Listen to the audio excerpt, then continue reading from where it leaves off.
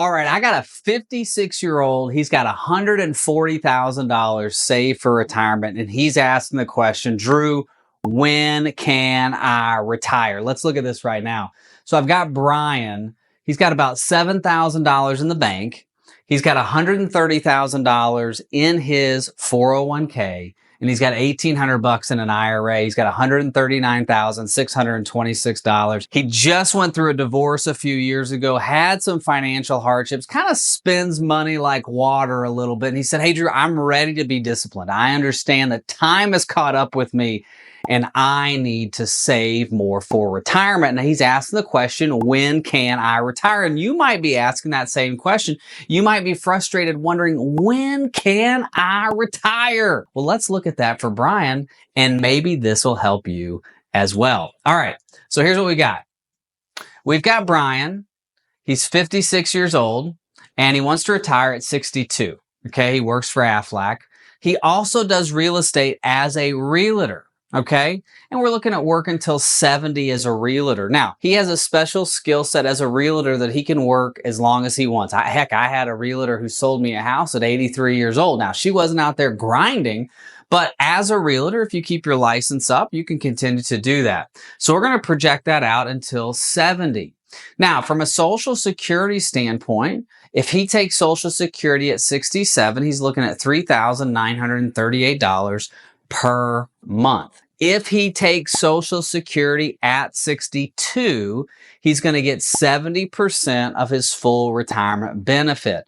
If he claims Social Security at 67, he's going to get 100% of his full retirement benefit because he's born after the year 1960. And if he claims at 70, if he's an overachiever, a broccoli eater, he's going to get 124% of his full retirement benefit. Now, keep in mind, you can claim anytime between 62 and 70. For Brian, let's look at this. If he were to claim at 62, it'd be $2,757. That's 70%. 63, it's $2,954. 64, it's $3,150. Now, here's the thing. We're going to project out taking Social Security at 67. Now, I understand that this number, this $3,938 right here, is going to change over the next few years, right? You're going to have COLAs. He's going to have earnings credits go to that. So that number is going to continue to get bigger and bigger. Now, Brian's doing a financial EKG with us. We're going through the process. We're going to update that number on an annual basis. As we do our quarterly reviews, as he's getting his annual Social Security statement, we're going to be able to go into the system, update that number so we know that it's going to be higher at 67 if he claims then. And so we've got to always have an awareness of some of the things that are going to be changing and the nuances in a financial plan. So it's not a set it and forget it like a Pillsbury Doughboy. This is an ongoing adjustment throughout pre-retirement and into retirement, right? We want to get you to retirement, through retirement, and protect your ability to stay in retirement. If you want more information, go to the description below. We'd love to work with you as well. All right. So assets. We've got $7K in the bank. We've got $130 in the 401k. And we've got $1,873 in an IRA. Now, in his 401k, he's doing a 16% contribution. He gets an 8% match from Aflac and also a 4% match on his bonus.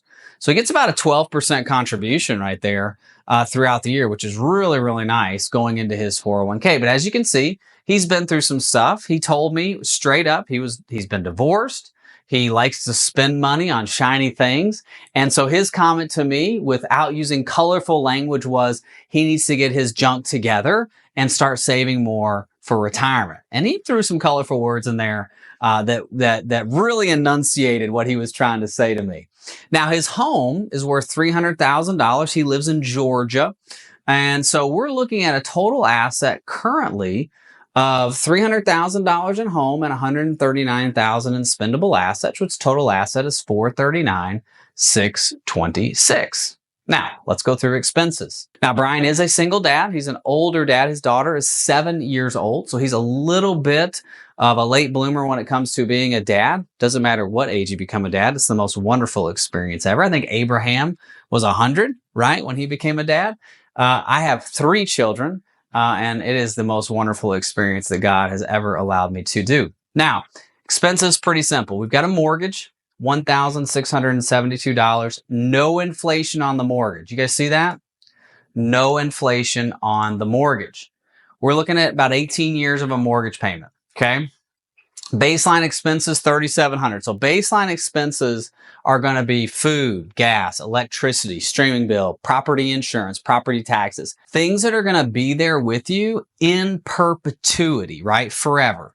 Like you're always going to go to Publix or Walmart, Trader Joe's, Myers, Safeway, whatever grocery store you can name. Put that in the comment section. I always love hearing the local places. Horrocks. Wherever you're going to go, you're going to have food, hopefully at 90. And hopefully it's just not like hooked into your veins at that point. He does have alimony of $300 a month, and we're doing that till 2036. Health insurance at 62. He wants to retire at 62. Got to have some health insurance from 62 to 65. That's 2031. And we're going to look at this forever. So we're going to look at this as health insurance pre-Obama, like pre-65, so Obamacare, and then post-65 Medicare, okay? Food, entertainment, gas, $600. We line item that because he wanted to pull that out of baseline. So normally we'll put this number into the baseline, but he wanted to pull that out, which is fine. So we got a total expenses of $6,272. Now, taxes. Currently, he's in the 24% tax bracket, 15.4% projected federal rate. Now, here's what we've got. His wages are $223,680. Remember, it's split, right? If you go back to his income, we've got salaried income. This is salaried working for Aflac. So you can see the tax for Social Security is 6.2. For Medicare, it's 1.45. You see that? Okay. Now, for his real estate, he's 1099. It's commission, right? He's a sole proprietor. So he's self-employed. So his tax on Social Security is 11.45 and 2.68. So we've got a higher FICA because we're self-employed. So we want to make sure we calculate that in because that's a big deal. You got to pay that, right? Now, you don't know where the government's doing with it. They just kind of take it and spend it on whatever. But you still got to pay it. So wages are $223,680. Qualified contributions, $23,731. That's his 401k contribution. Gross income's $198,974. Now, his deduction is $41,500. Now, you might be saying, Drew, he's single. His deduction's only $15,000 or whatever it is in the year that you're watching this. $41,500 is wrong. Well, actually, because he's self-employed, we're itemizing some of his deductions, right? So $41,500 is what he's itemizing.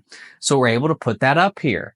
And he's going to continue to do that until he's 70 or beyond. So we're just going to assume we're going to have these deductions because he's going to be working a little bit longer than we expect. And we can also add tax credits and deduction changes. Again, the reason I'm not getting too head over boots on this is because for Brian, just like you, this is something we're going to have to look at on an annual basis. Like we can't just go, hey, Brian, here's your plan. I'll see you in 15 years. No, Brian, I'll see you in like 12 months or I'll see you in 4 months. Like we need to update this to make sure that we're staying on track. Again, you want more information, go to the description below. Let's get your EKG put together. Now, pre-retirement, we're going to assume that from 57 to 62, we're going to have our Aflac job. And then from 63 until 70, we're going to be doing the real estate. And you might have already seen what's kind of going on over here. So what we've got is some positives, some negatives, and some things we're going to work on. Okay. So here's our current gross monthly salary, Aflac, bonus, and real estate. And obviously real estate doesn't come in on a monthly basis. It's commissioned. He averages about $50K a year and it comes in sporadically, but we line item it. The bonus comes in twice a year, but again, we line item it. Okay. So we are positive net cash flow of about $6,000. You see that? Okay. That means that he's spending over and above his budget $6,000. Now, I did mention he has a young daughter. Now, I love my kids. We spend money on my kids. I get what he's doing. But he also told me at the beginning of our conversation, I spend money on stupid blank that I shouldn't. And I need me to be more disciplined. And so again, that's what we're looking at. How can we become more disciplined and save more for retirement? Okay. Now we go up to retirement and essentially he's out of money like 71 years old. This is not a good scenario for him if we stay within this current scenario. But thankfully, we're not going to do that because our job is to get you to retirement, through retirement, and protect your ability to stay there. Now, I don't have any pixie dust. I'm about an hour and a half from Disney World. I can go pick up some pixie dust. I've had some thrown at me in my hair at Disney. It doesn't do anything. I wish I could fly. You can fly. No, you can't fly. I'm sorry. You can't fly. I'll fly one day. I'll fly away, right? Boop, I'll be gone. But at this point, I ain't flying. So we have the current scenario. The other thought is, can we increase his contributions? So this scenario right here is what I want to look at. We've got some contributions and we've got a little bit of working longer. So let me show you what we're doing to help Brian. Let's go to the end of this real quick just to show you. So remember 71 was when we were running out of money at the last scenario. We're going to run out at 81 in this scenario. But I want to show you we're getting to where we need to go. Okay. So let's go to income. So here's AFLAC. Here's the bonus. Here's real estate. Now what I want you to notice is at 62, he's going to stop working from AFLAC and he's going to start doing more real estate. So we're going to say he can double his real estate because he's not going to have any AFLAC work and it's all going to be focused on real estate and he's going to do that until 70. Again, he could do it longer, but we're just going to say until 70. So we're going to say he's going to make $100K on that. Same primary Social Security benefit there. What we're going to do asset-wise is we're going to bump up our contribution. So we took it from 16% to 21. So we're bumping this up. We're going to try to get as close to the max contribution that we can. The other thing we're going to do is we're going to start contributing to an IRA. Now his income is a little high for IRA contributions as a single person. So what I told Brian is I want you to go talk to your CPA about doing a SEP IRA, an SEP IRA that you can do as a self-employed person, because he would be allowed to put in money based on his earned income from his 1099, the $50,000 that he's earning in real estate. He's going to have that conversation. He's going to come back to me, and then we're going to put those numbers in. Because I think we can put in about $12,000 based on his income, his real estate income, into a SEP IRA. He has that option because he is self-employed in real estate. Now, he doesn't have that option if he's just AFLAC. In that case, we would have to be thinking about putting money into what we call a freedom fund, a non-qualified brokerage account. Okay? So in this point, we're going to put about $8,000. We're just going to section off about $8,000 to go into a SEP IRA. Okay? Now, we're going to increase our contributions. We're going to work till 62 on AFLAC, and then we're going to bump up our real estate. Our expenses are going to stay the same. What does that do? That gets us to 81. All right, we are on the right track. We're moving in the direction that we want to go. Sometimes it's not about getting the plan perfectly set at 56. Sometimes it's about getting moving in the right direction, right? Sometimes you just got to go to the gym and you just got to lift the 10s. And you go, okay, I got the 10s. And you get that habit going, right? Brian was asking me, Drew, should I pay off my home or should I keep saving more for retirement? Because I don't really want to pay off my home because I feel like I got to save more for retirement. We start looking at all these things. I said, listen, let's just get into the habit of saving more. And then we'll start getting into the nitty gritty of paying off the home and doing things like that. All right, let's go to the last scenario for Brian. Okay. Last scenario, last but not least, working until 65. I know you don't like it when I do this, when I tell somebody to work a little bit longer. But again, I can't see the future. Only God knows the future, right? And I don't know the future. And so for Brian, I've got to have some kind of assumptions to work on to make his money last longer than 81. Now, he could die at 63. I know a lot of you like to leave comments.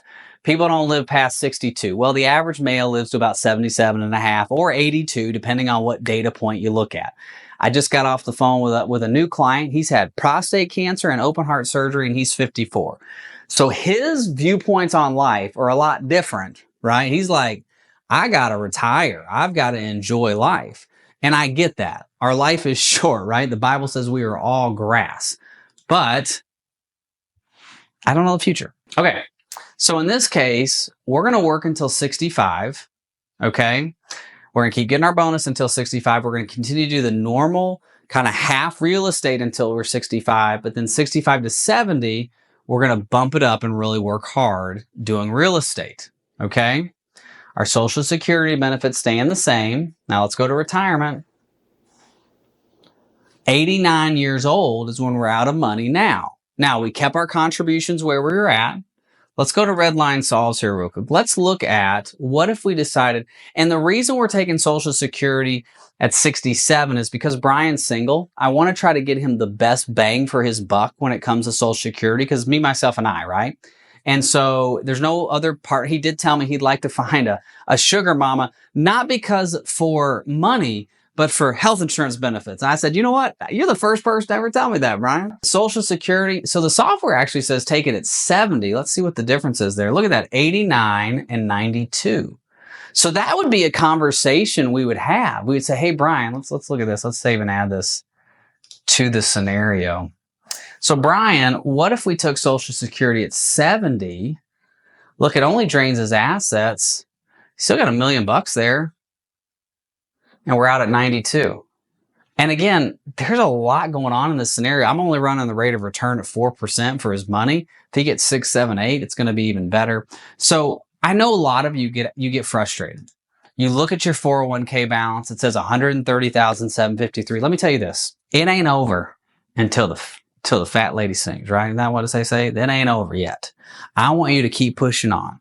I want you to keep contributing. I want you to look at your accounts and say, I can do this, right? We can do all things through Christ who gives us strength. You can save more.